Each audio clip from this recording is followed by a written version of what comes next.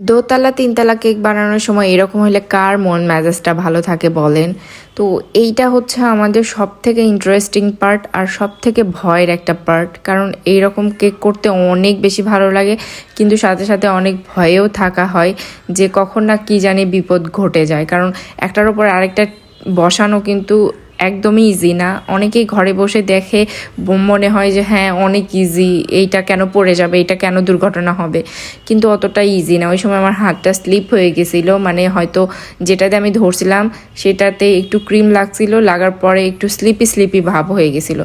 আর এইরকম হয়ে গেলে কিন্তু একদম স্মুথ ফিনিশিং ভাবে পরে ঠিক করা খুবই কষ্ট হয়ে যায়, খুবই।